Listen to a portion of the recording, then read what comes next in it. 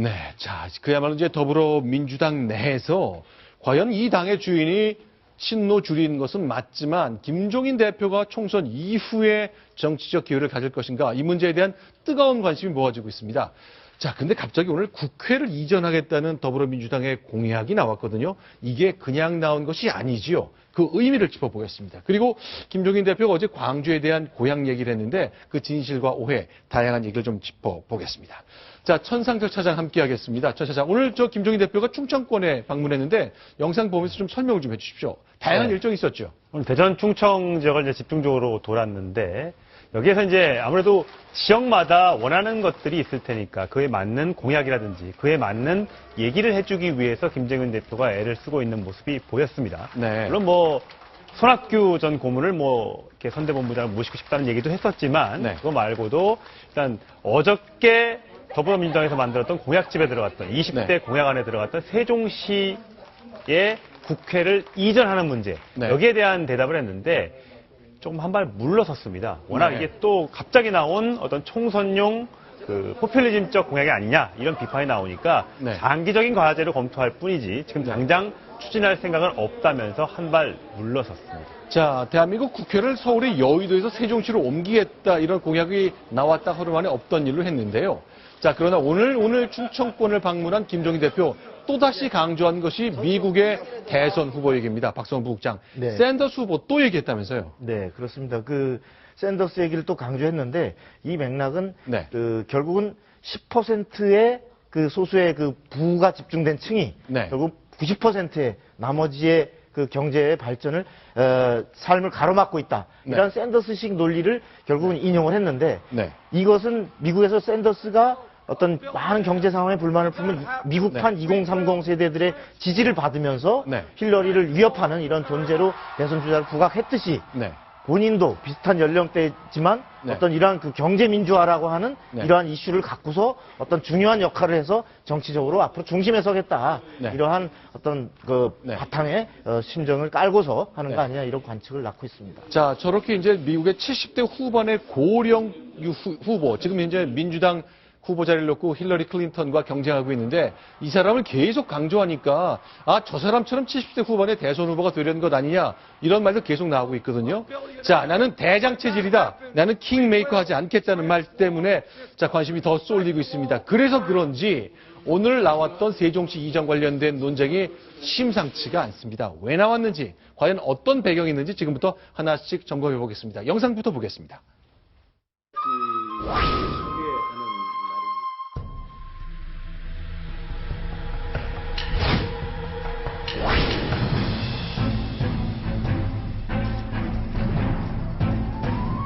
지금 세종시에 국회를 옮기려고 하는 이런 지난번 선거에서의 판결 등 이런 것을 고려할 때 시기상적인 것 같고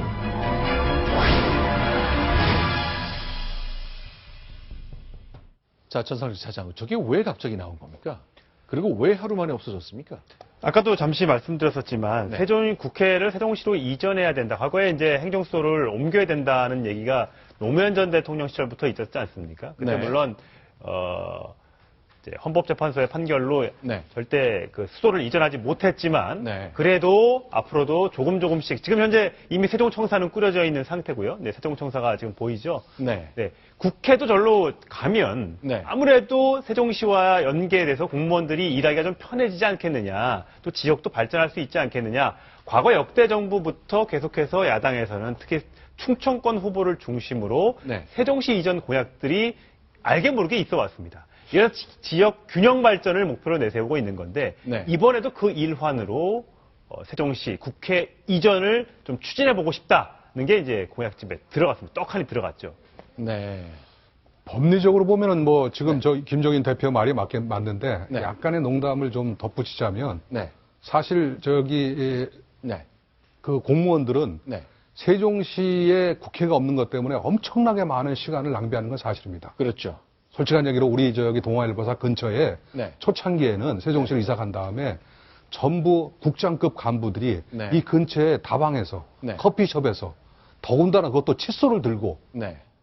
언제 부를지 모르는 국회에 대비해서 있는 걸 보면서 네. 국가가, 나라가 시간을 이렇게 길에다 뿌려도 되겠는가 하는 울분을 느꼈던 것도 사실이고, 실제로 조사를 해서 기사화시킨 분도 많은데, 막 그럼에도 불구하고 법리적으로 그게 안 된다면, 제가 볼 때는 네. 어쨌든 간에 그래도 지금 공무원들이 이렇게 많은 시간을 길에다 뿌리는 것은 네. 어떤 식으로든지 좀 바꿀 필요가 있다. 네. 그런 거는 지금 좀 생각을 합니다, 지금. 그러면 공무원들이 이제 국회에 출석하는 것 때문에 서울로 왔다 갔다 하는 공무원들의 시간 낭비를 막기 위해서 일단 세종시의 국회 분원을, 국회를 완전히 옮기면 국회의원들이 옮겨가니까 괜찮을 거라 그런 생각이군요. 그래서요, 제가 볼 때는 꼭 국회의원들이 그 많은 국장과 네. 장관과 차관과 과장까지 네. 서기관까지 불러서 꼭 앞에서 질의를 해야 되냐 이거예요. 네. 영상도 얼마든지 지금 우리가 잘 돼 있는 그런 네. IT가 발달된 나라인데 네. 그런 거 좀 권위를 좀 내려놓고 네. 예를 들어서 정말로 중요한 것은 여의도로 불러서 따지지만 네. 웬만한 것은 영상으로 보고 받을 수도 있는 거고 네. 지시할 수도 있는 거 아니냐. 네. 그런 부분에 대한 어떤 그 생각이 좀 진짜로 그 바뀌어야 되지 않는가 그런 생각을 합니다. 자, 일단 양지열 변호사, 헌법재판소 판결 일단 헌법상 관습 헌법상 이제 수도 이전은 안 되기 때문에 국회는 갈 수 없다고 일단 판결했잖아요. 그렇죠. 2004년도에 판결이 결정이었는데요. 그때 당시에는 이제 서울이 수도였던 것은 이 조선시대 때부터 네. 600년 동안 있었던 것이기 때문에 네. 그거를 갑자기 그걸 관습 헌법이라고 본 건데 네. 헌법이 법률보다 높은 위치에 있지 않습니까? 그런데 네. 법률을 덜컥 만들어가지고 바로 수도를 옮길 수는 없다. 우리나라 대통령제 국가인데 대통령이 전체 국가 원수이고 그와 함께 입법부가 있어줘야 되기 때문에 네. 그냥 국회를 바로 옮길 수 있는 것은 법을 만들어 옮길 수 있는 것은 위헌이다라고 결정을 한 바 있습니다. 그런데 이게 정치적으로 이제 해석되는 이유 중에 하나가요. 바로 세종시에 있는 국회의원 때문입니다. 현재는 더불어민주당의 이해찬 의원, 지금 이제 탈당했기 때문에 무소속인데 출마하고 있잖아요. 이제 이해찬 의원을 생각하면 이 공약이 마치 자당이 공천한 후보보다는 무소속 이해찬 후보를 위한 법률처럼 보인단 말이죠. 그런 정치적 오해를 무릅쓰면서 이렇게 공약을 내세웠다 하루 만에 철회했거든요.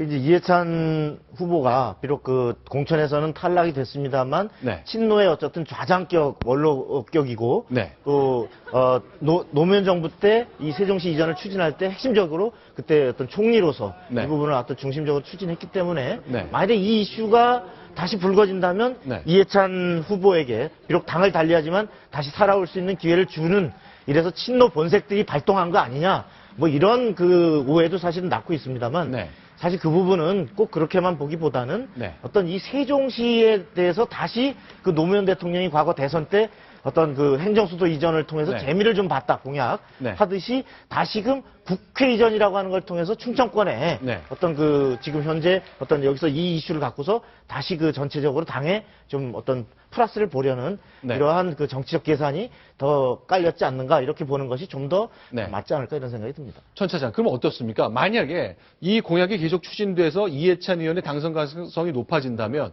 이해찬 의원이 이제 7선이 되나요? 7선 의원이 되어 돌아오면 당내에서 갖고 있는 위상이랄까 입지 이게 간단치 않을 것 같은데 김종인 대표로 좀 맞상대를 할 만한 그 위치가 되는 겁니까?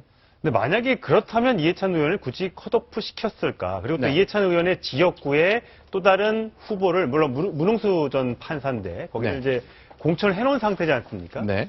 뭐, 비어둔에 만회했었지만 결국은 공천했습니다. 네. 이해찬 의원이 살아 들어오기를 바랬다면 굳이 그랬을까라는 생각이 네. 들고요.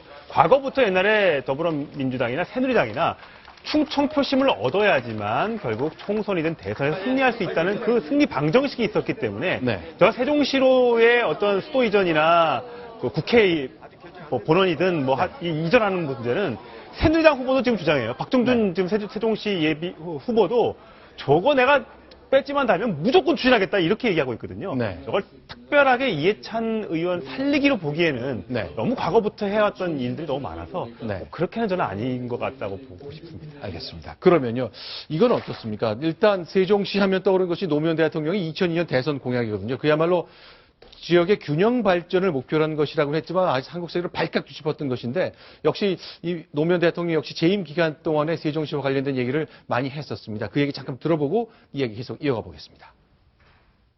행정수도 계획, 지방 분권, 그리고 균형 발전, 그리고 수도권 재정비 이 계획들은 참여정부의 핵심 과제이고 국원이 걸린 문제라고 저는 그렇게 생각합니다. 서류 보따리 들고 국회까지, 여의도 국회까지 왔다 갔다 하고 이것이 효율적이지 않다는 사실은 명백합니다. 불완전하게 만들어진 행정수도 문제.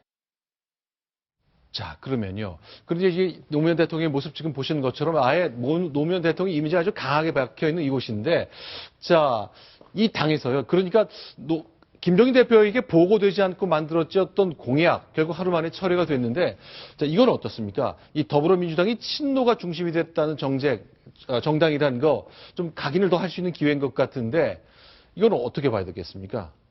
이 세종시 국회 이전 공약, 이것이 실천되는 경우 하루 만에 철회됐습니다만 이것이 이제 당내에서 열고 있는 김종인류 그리고 과거의 친노 주류의 그 경쟁 구도 속에서 해석이 될 여지가 좀 있지 않을까요? 그렇게 옛날 얘기로 거슬러 올라가는 것보다는 제가 볼 때는 지금 사실은 이 국회를 지금 세종시로 옮긴다는 것은 엄청나게 많은 네. 뭐랄까 힘과 그다음에 노력과 시간이 필요한 문제거든요. 네. 그것을 이번에 며칠 남지도 않은 네. 그런 어떤 공약으로 내서 분란을 일으킨다는 것을 네. 직감적으로 제가 볼 때는 김종인 대표가 네. 느꼈던 것 같고 네. 거기에 대해서 제가 볼 때는 야 그거 좀 어렵지 않아라는 말에 네. 아차 싶어가지고 네. 사실은 장기 과제로 넘기고 더 풍기다고 보는 게 맞는 게 네. 왜냐하면 저 공약이 들어간 것을 사실은 더불어민주당의 실무진도 잘 몰랐다는 거 아닙니까? 네. 위에서 다 논의가 돼가지고 들어가는 것보다 네. 이게 왜 들어왔지라고 의심은 하면서도 사실은 그래서 놓대는 거 아니에요? 네. 그러다 보니까 저기 김종인 대표가 이건 좀 곤란한 거 아니야? 그러니까 선거 단장이 네. 예 알겠습니다. 그러면 이거 장기 과제로 넘고 빼겠습니다라는 걸로 봐서는 네. 제가 볼 때는 한 건 하려다가 네. 제가 볼 때는 오히려 분란이 될 것 같아서 네. 서둘러 봉합했다라고 보는 게 맞을 것 같습니다. 네. 네. 그러면요.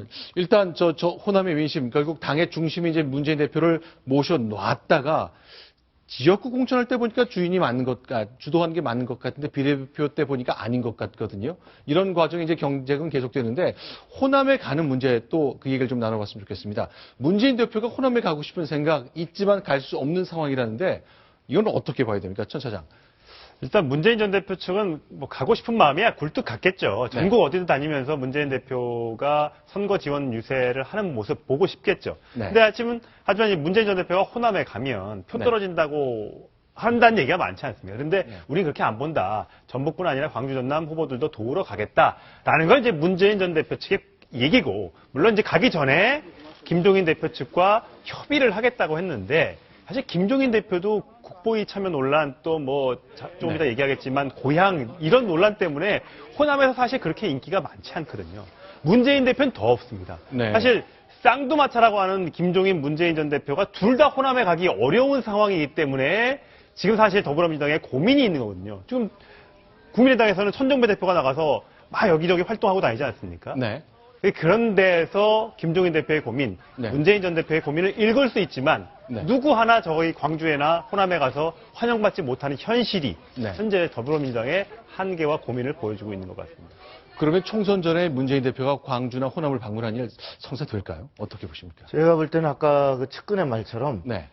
가급적이면 꼭 가고 싶어 할 겁니다. 왜냐하면 유력한 어떤 제1야당의 유력 대선 주자가 어떤 특정 지역에, 그것도 네. 그 당에 가장 몰표가 나오는 기반 지역에 환영받지 못해서 못 가는 신세다. 네. 이렇게 총선을 끝낸다고 할 경우에는 네. 총선을 마치고 나서도 대선 레이스를 하는 데서 상당 부분 어떤 불안정한 지위에 놓이게 되는 이러한 상황이 되기 때문에 어떻게 해서든 몇 군데라도 상징적으로 적절한 기회와 명분을 잡아서 호남의 지원 유세를 가고자 할 것입니다. 특히나 지금 현재 그 양향자, 네. 전 삼성전자 상무가 본인이 영입한 네. 이런 후보조차도 문재인 전 대표한테 지원 유세 와달라고 요청을 하지 않고 있는 이러한 어떤 지역 민심, 이 상태로 그대로 안고 가서 네. 결국은 이 발을 못 딛는 이러한 불모지를 남겨둔다면 아마 문재인 대표로서는 상당히 이후가 어려워질 수 있기 때문에 네. 반드시 아마 방문하려고 네. 하지 않을까 싶습니다. 저 그 의견에 동의하고요. 진짜로 문재인 대표는 김무성 대표가 새누리당에서 옥새 반란했듯이 네. 유세 반란 한번 할 겁니다. 그러니까 끝나기 전에 네. 어디든지 가서 전국적인 인물이다. 그다음에 이 지역을 기반으로 하는 대선 주자라는 것을 어필하려고 계획이죠. 안 간다면 제가 볼 때는 이상한 것 같아요.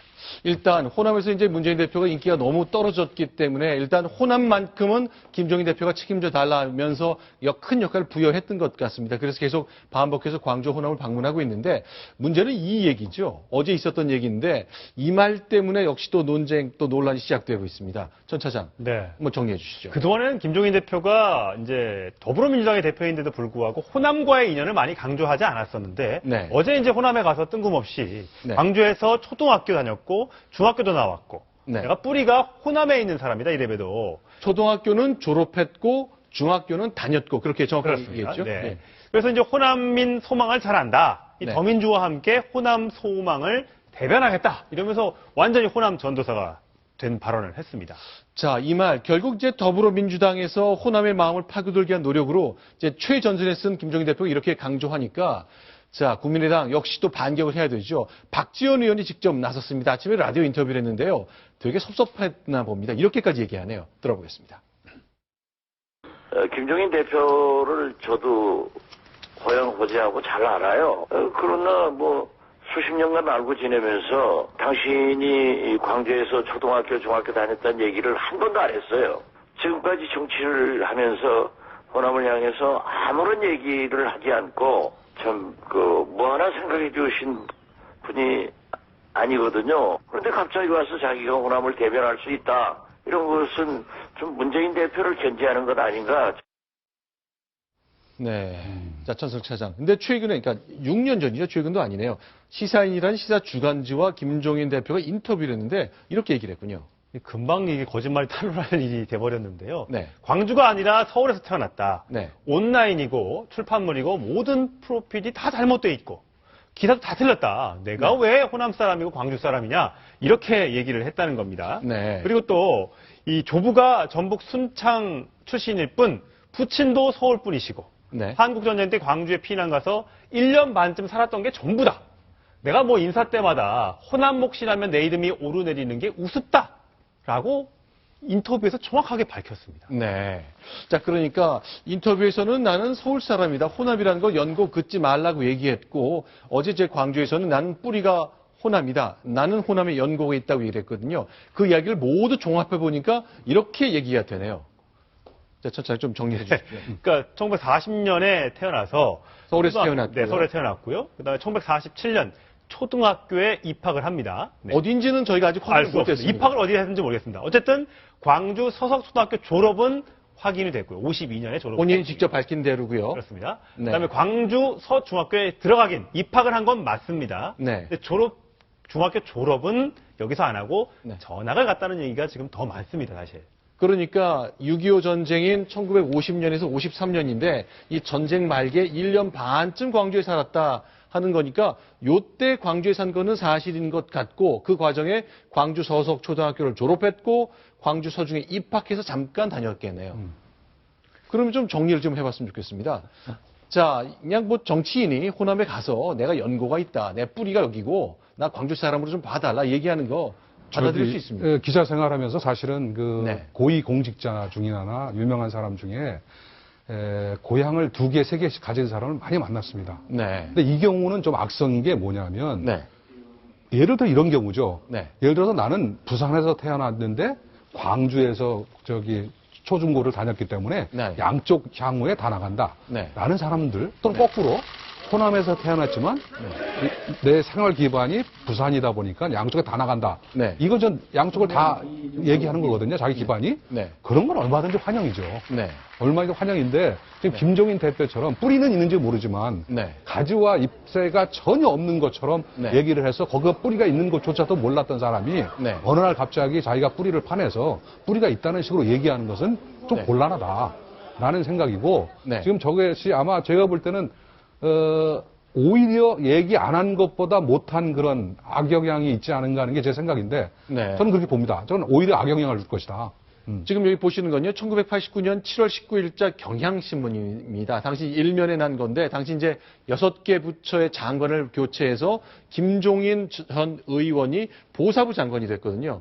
49살 서울 출신으로 나왔습니다. 뭐 서울에서 태어났으니까 이렇게 쓰는 게 자연스럽고. 우리 동아일보 데이터베이스도 서울 종로로 번적지가 돼 있고, 네. 그 다음에 고등학교부터만 학력이 돼 있고, 네. 중학교하고 중학교는 돼 있지는 않습니다. 그런데 제가 다른 분을 이렇게 예를 들어서 양쪽을 다 넘나들었던 분을 찾아보니까 네. 명백하게 출생은 부산, 네. 그 다음에 중학교는 여수중학교, 네. 그 다음에 고등학교는 광주고등학교라고 해서 그 세 가지가 전부 다 거기에 언급이 돼 있어요. 근데 그분은 사실은 부산 출신이라는 것 때문에 네. 검찰총장을 했고, 네. 사실은 또 여수나 이런 데서 호남 출신한 것 때문에 나중에 법무부장까지 한 분인데, 네. 그분은 양쪽 그랬어요. 나는 뭐 부산에서 태어나서 네. 실제로 난 여수에서 또는 저기서 광주에 살았기 때문에 네. 양쪽 향후에 다 나간다. 네. 그게 더 낫지 않을까 싶습니다. 자, 그러면 이제 전체적으로 보면 이제 할아버지가 전북 순창 출신의 이제 존경받는 법조인이기 때문에 많은 분들이 이제 전라북도에 뿌리가 있다는 걸 뭐 알고 있는 것이고, 어쨌건 전쟁통에 1년 반 정도 피난 가서 학교를 다녔기 때문에 어제 이제 광주에서 나는 여기서 초등학교도 졸업했고 중학교도 다녔고 이렇게 설명했거든요.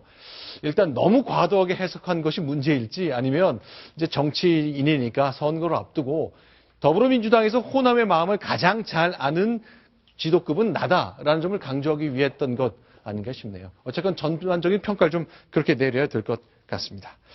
자, 이번엔 좀 야당 상황 좀 정리해 보고요. 이제 여당 상황 점검해 보겠습니다. 순위 확인합니다.